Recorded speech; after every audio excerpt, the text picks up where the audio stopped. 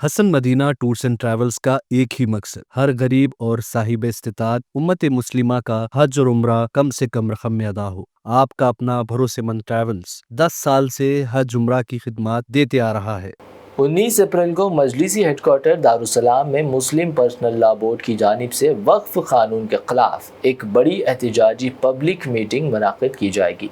सदर मजलिस असदुद्दीन ओवैसी ने वक्फ कानून को लेकर मोदी सरकार को खूब तनकीद का निशाना बनाया। All India Muslim personal law board 19 अप्रैल को हैदराबाद के दारुसलाम ग्राउंड में वक्फ तरमीमी एक्ट के खिलाफ एक एहतजाजी मीटिंग मुनाकिद करेगा। ये एहतजाजी मीटिंग मुस्लिम पर्सनल लॉ बोर्ड के सदर मौलाना खालिद सैफुल्लाह रहमानी की क़यादत में मुनाकिद होगी।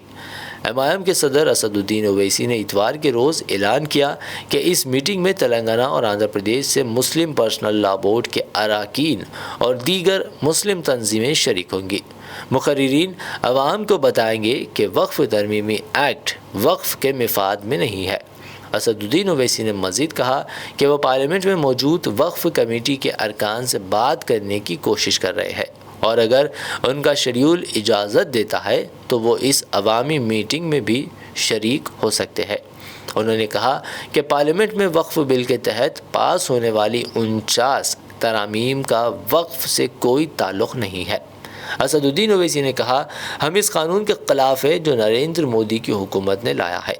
ये मज़ीद तनाज़ात पैदा करेगा और वक्फ जायदादों से उनका हुकूक छीन लेगा। आपको ये बताना ज़रूरी समझता हूँ और मुझे यकीन है कि आपके ज़रिए से पूरी जनता को, आवाम को ये बात मालूम होगी कि हैदराबाद दारुसलाम में 19 अप्रैल के दिन शाम में 7 बजे से 10 बजे तक all India Muslim personal law board की जानिब से वक्फ अमेंडमेंट बिल 2025 के ख़िलाफ़ एक प्रोटेस्ट मीटिंग, पब्लिक मीटिंग रखी जा रही है और जिसकी सदारत all India Muslim personal law board के सदर मौलाना खालिद सैफुल्लाह रहमानी साहब करेंगे। और इस प्रोटेस्ट पब्लिक मीटिंग में जो all India Muslim personal law board की तरफ से की जा रही है उसमें तेलंगाना और आंध्र प्रदेश के मुस्लिम पर्सनल लॉ बोर्ड के मेंबर्स, तेलंगाना और आंध्र प्रदेश के बड़े बड़े मुस्लिम ऑर्गेनाइजेशंस जिसमें जमीयतुल उलमा भी है, जमात इस्लामी भी है और मशाइखीन इस प्रोटेस्ट पब्लिक मीटिंग में हिस्सा लेंगे। उलमा इकराम इस पब्लिक मीटिंग में हिस्सा भी लेंगे और अपनी स्पीचेस और अपने खिताबात के ज़रिए आवाम को बताएंगे कैसा ये वक्फ अमेंडमेंट बिल वक्फ के मफाद में नहीं है।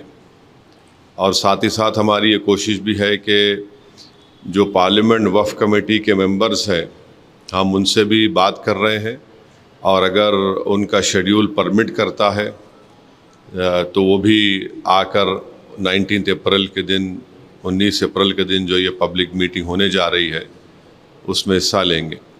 19 अप्रैल के दिन मगरिब की नमाज बाजमात दारुसलाम के ग्राउंड में अदा की जाएगी। उस जमात उस नमाज में जनाब रिजवान कुरैशी साहब जो ख़तीब और इमाम मक्का मस्जिद है नमाज मगरिब पढ़ाएंगे और उसके बाद उनकी क़िरत से ही जलसे का आगाज़ होगा। तो ये एक अहम इत्तला मैं आपको बताना ज़रूरी समझता हूँ। ऑल इंडिया मजलिस इत्तेहादुल मुस्लिमीन के सरबराह और रुकन पार्लियामेंट असदुद्दीन ओवैसी ने नए वक्फ कानून पर मरकज़ की नरेंद्र मोदी हुकूमत पर सख्त हमला किया है। उन्होंने कहा कि हुकूमत की तरफ से लाया गया वक्फ बिल न सिर्फ मुसलमानों के मफादात के ख़िलाफ़ है बल्कि मुकम्मल तौर पर गैर आइनी भी है। असदुद्दीन ओवैसी ने इल्ज़ाम लगाया यह कानून तजावीज़ात करने वालों को मालिक बना देगा और वक्फ इमलाक को तहफ़्फ़ुज़ देने के बजाय उन्हें छीनने का रास्ता खुल जाएगा। साथ ही साथ सदर मजलिस ने ख़दशा ज़ाहिर किया कि अगर ये बिल मंजूर होता है تو سنبھل، گیان واپی اور متھورا کی مساجد وقف بورڈ کے تحت نہیں رہیں گی۔ انہوں نے کہا کہ یہ مسلمانوں کی مذہبی جائیدادوں کو چھیننے کی براہ راست کوشش ہے۔ انہوں نے مزید کہا کہ حکومت نے وقف بورڈ کو پوسٹ آفس میں تبدیل کر دیا ہے، جس کے پاس کوئی اختیار نہیں ہے۔ اسد الدین اویسی کے مطابق یہ قانون مسلمانوں کے بنیادی حقوق پر حملہ ہے اور حکومت کو اسے فوراً واپس لینا چاہیے۔ اب آپ میرے کو بتائیے، سچر کمیٹی میں 180 پراپرٹیز جو سچر کمیٹی نے، آپ اس کے لاسٹ پیجز دیکھیے، آخری کے 8-10 پیجز میں 180 پراپرٹی سچر کمیٹی نے کہا کہ اے ایس آئی کے اللیگل آکوپیشن میں ہے۔ اس سیکشن 3D کے تحت ہم اس 180 پراپرٹیز کو کھو دیں گے، جس میں مسجد بھی ہے، خانقاہیں بھی ہیں، قبرستان بھی ہے، درگاہیں بھی ہیں، سب ہے۔ اب اس کا ایفیکٹ یہ بھی ہوگا کہ سنبھل کی مسجد اب وقف کی پراپرٹی نہیں رہے گی۔ میں ڈائریکٹ چیلنج کر رہا ہوں بھارت کے پردھان منتری کو کہ میرا سوال آپ سے ہے، آپ جب امینڈمنٹ یہ لا چکے ہیں، قانون بنا چکے، تو کیا سنبھل کی مسجد اب وقف کی پراپرٹی رہے گی؟ کیا گیان واپی کی مسجد وقف کی پراپرٹی کہلائے گی؟ کیا متھرا کی مسجد وقف کی پراپرٹی کہلائے گی؟ جتنے بھارت میں A S I protected ancient monuments ہے، اس کے ایکٹ کے تحت اس کو بولتے ASMR ایکٹ، جس میں ہمارے شیعہ بھائیوں کے امام باڑے بھی ہیں، عاشور خانے بھی ہیں، درگاہیں بھی ہیں۔ اب آپ بتائیے، اس سے وقف کو چھین نہیں رہے آپ، اور جھوٹا پروپیگنڈا بی جے پی کری، نہیں کچھ نقصان نہیں ہوگا۔